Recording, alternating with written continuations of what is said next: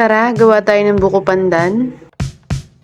So first, kukuha tayo ng 7 pieces of buko.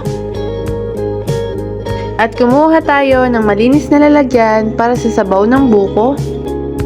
At yan ang magsisilbing sabaw sa gagawin nating buko pandan.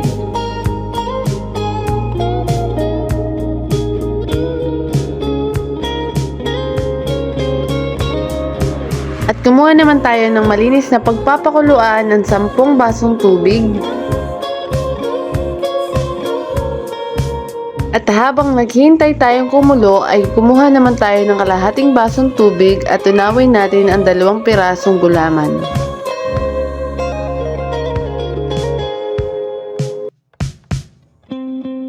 At kapag kumulo na nga ho ang ating tubig ay dahan-dahan natin hong ilagay ang ating tinunaw na gulaman.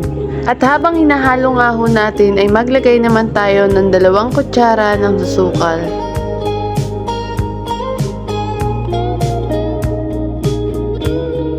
At kapag ganyan na nga ho ang texture niya ay mag-ready tayo ng lalagyan ni Reng ating gulaman.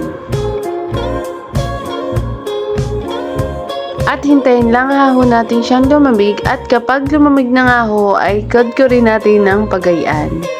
Nakadepende ho sa inyo kung anong gusto nyong shape.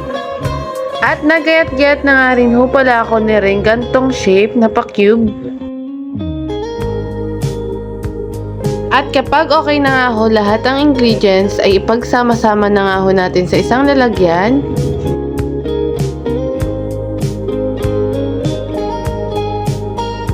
At kapag katapos nga ho nating ipagsama-sama ang mga sangkap ay halu-haluin nga lang ho natin ito hanggang sa mag-combine ang lasa nila.